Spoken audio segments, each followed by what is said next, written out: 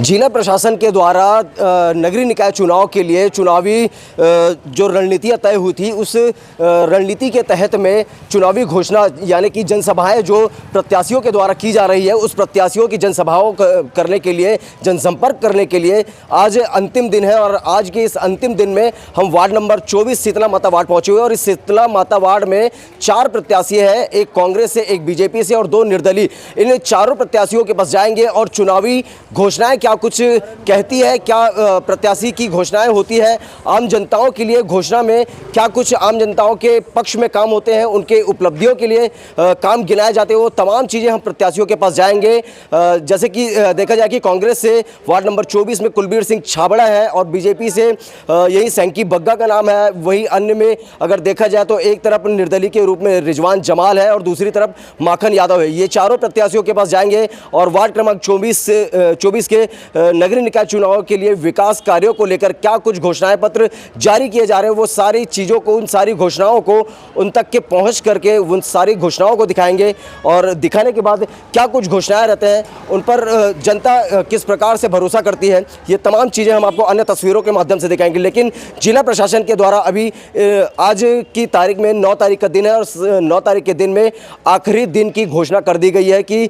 जो भी प्रत्याशी है वो चुनावी जनसंपर्क को लेकर के, चुनावी सभाओं को लेकर के अंतिम तारीख तय की गई है। इस अंतिम तारीख में जनप्रतिनिधि जो है वो किस प्रकार से, प्रत्याशी जो है किस प्रकार से अपनी चुनावी घोषणा है, जो घोषणा पत्र होते हैं वो पब्लिक तक के, आम जनता तक के क्या कुछ पहुंचाते हैं। चलिए जानेंगे उन प्रत्याशियों के पास कि घोषणा पत्र में क्या कुछ कहा जाता है। वार्ड नंबर 24 शीतला माता वार्ड में चुनाव का जो अवसर है, निश्चित रूप से ये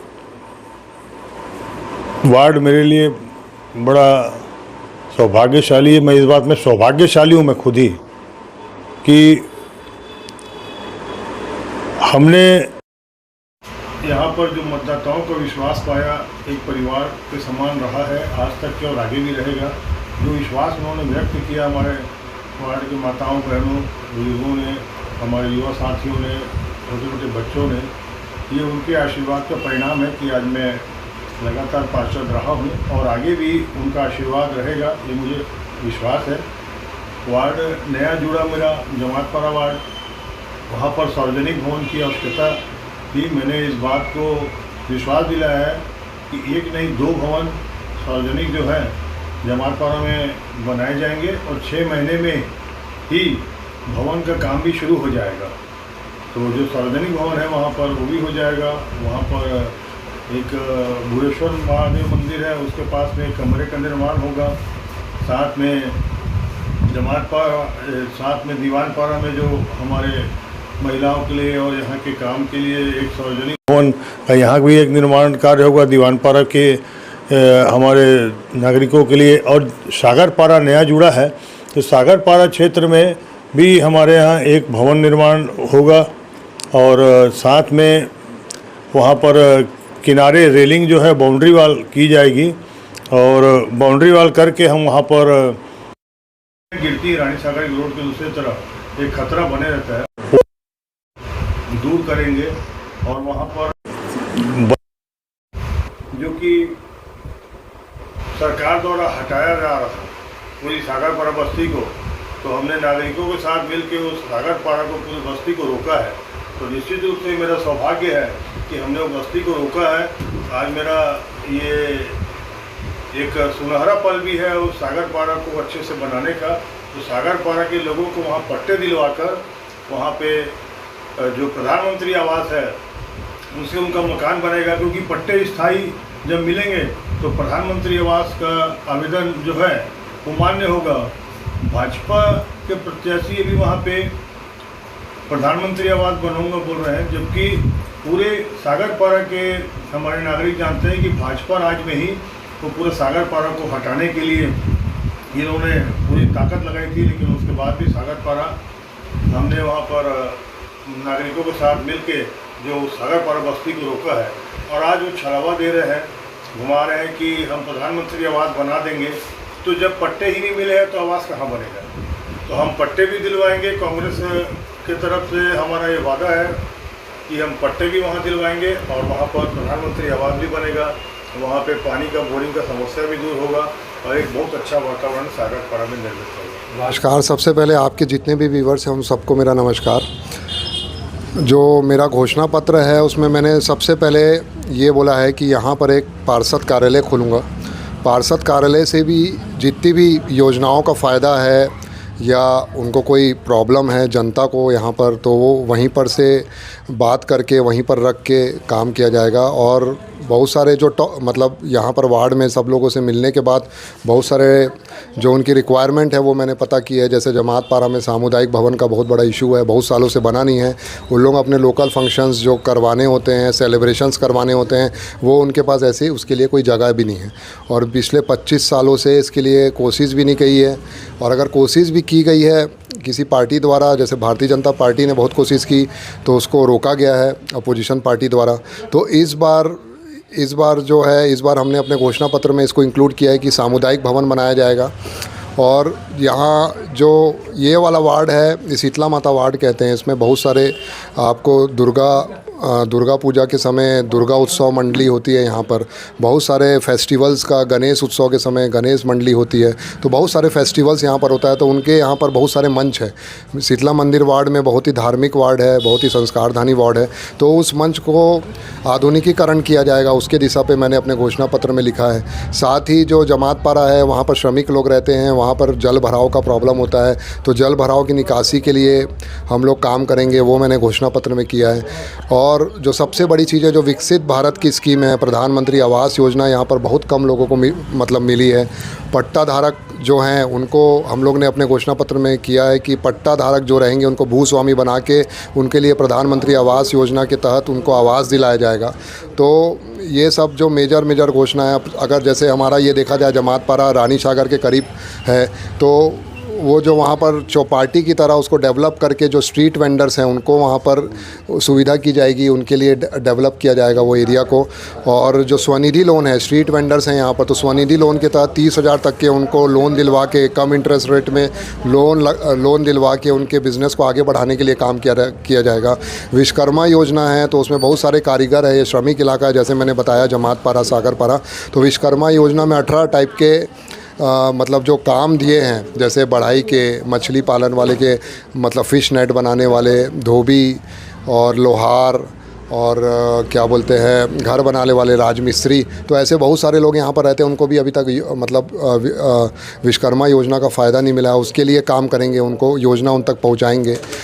और जो सूर्य घर मुफ्त बिजली योजना है, यहाँ पर अभी तक एक भी घर में इम्प्लीमेंट नहीं हुई है, बहुत ही अच्छी योजना है। 300 यूनिट उससे बिजली फ्री हो जाती है, वो उसको इम्प्लीमेंट किया जाएगा। मुद्रा योजना के थ्रू उनको लोन दिलवाने के लिए पहल किया जाएगा। श्रमिक कार्ड नहीं बनाया, श्रमिक कार्ड के अंदर भी बहुत सारी योजनाएं हैं। फ्री सिलाई मशीन, फ्री साइकिल, फ्री मतलब नौनी सशक्तिकरण योजना, जिसमें जब उनकी अगर लड़की रहती है श्रमिक की, तो उनको जब वो 18 साल से ऊपर हो जाती है तो उनके पढ़ाई के लिए या उनके नौकरी के लिए या उनके शादी के लिए 20-20 हज़ार रुपये मिलता है, वो भी नहीं मिल रहा है यहाँ पर, मैंने पता किया है। तो जो भी बहुत सारी योजनाएं हैं जो मैं समझा हूँ, उसको धरातल में उतारने के लिए काम किया जाएगा। साथ ही साथ जो बेसिक इंफ्रास्ट्रक्चर है, रोड का और ड्रेनेज का और लाइटिंग का, तो इन सब के लिए भी काम किया जाएगा। क्योंकि अभी भी ये वार्ड जो है बीचों बीच शहर के है, मतलब सिचुएटेड है, लेकिन अभी तक यहाँ पर जो विकास होना चाहिए था as compared to other ward, अभी तक नहीं हुआ है। क्योंकि लास्ट 25 साल से यहाँ पर कांग्रेस की सरकार मतलब सरकार के पार्षद रहे हैं। तो अभी विकसित भारत के विज़न के साथ 2047 का जो विकसित भारत का विज़न है, तो उसके विज़न के साथ एक नई एनर्जी के साथ हम लोग काम करने की योजना बनाए हैं।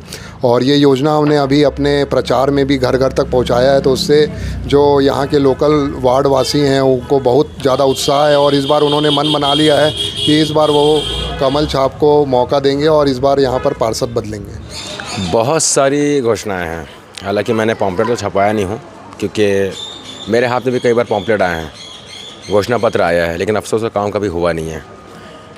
सफाई के मामले में तो है ही बहुत काम है। पता नहीं कौन से सन में नालियों का और गलियों का निर्माण हुआ था, तो मेरे को खुद को याद नहीं। अब ये मत सोचिएगा कि मैं ताकि मेरा फ़ायदा हो जाए चुनाव में करके इस बात को बोल रहा हूँ। ये वार्डवासी सब जानते हैं और यही कारण है कि लोग बदलाव चाह रहे हैं। और रही बात, देखिए पूरे वार्ड नंबर 24 शीतला माता वार्ड में हर एरिया से अलग अलग, मतलब जैसे देखा जाए तो सागर पारा है, वहाँ का वाकई बहुत बड़ा मुद्दा है पट्टे का। उनकी सबसे बड़ी तकलीफ़ है पट्टे की। उनको पट्टा मिल जाए उसकी गारंटी तो मैं नहीं ले पाऊँगा। अब वो किस्मत रही, हो पाए तो हो पाए, लेकिन गारंटी नहीं ले सकता।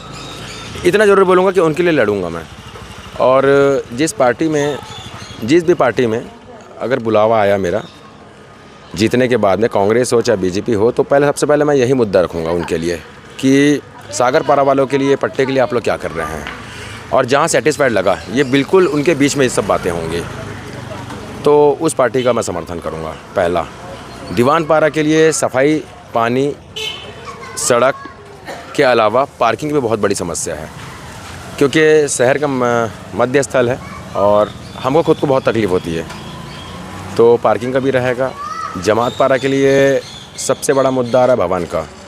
नाली सफाई वगैरह के तो मुद्दे तो हैं ही हैं, लेकिन उसके अलावा जितने भी एरिया हैं वहाँ पर वाईफाई फ्री होगा, ये मैं घोषणा करता हूँ। ज़्यादा खर्चा है भी नहीं इनमें, लेकिन छोटे छोटे चीज़ों को अगर देखा जाए तो इसमें, जैसे हमारी जो अभी की जनरेशन है, उनको मेरा ये मानना है कि उनके लिए वाईफाई फ्री होना चाहिए। कितने अब तक के विकास हुए और कितने बाकी हैं? नहीं, विकास की बात करें तो मैंने बोला ना, मेरे को अभी तक कुछ ये भी याद नहीं है कि कब यहाँ पर विकास हुआ था। एक बार अगर आप कैमरा घुमा करके देखें सफाई के मामलों में, तो बिल्कुल भी कहीं से 0% काम है, 0%। और भी ऐसी बहुत सी चीज़ें हैं, जैसे बहुत सारी हमारी मंडलियाँ हैं, उनको ढोलक मंजीरा वगैरह पता नहीं कब मिला था, क्या मिला था। बहुत सारे ग्रुप है छोटे बच्चों के, ना उनको कभी ना बैट बॉल मिला, ना फुटबॉल मिला, ना क्रिकेट के कुछ सामान मिले। और बिजली भी ऐसा है कि इस एरिया के साथ में जमात पारा में आप गली गली अगर एक बार कैमरा घुमाएं तो वहाँ पर भी कई गलियाँ मैं दिखा सकता हूँ जहाँ पर वाकई आज भी अंधेरा है, लेकिन अफसोस उसके बावजूद भी जो हमारे पूर्व पार्षद हैं उनकी नज़र नहीं जा रही है।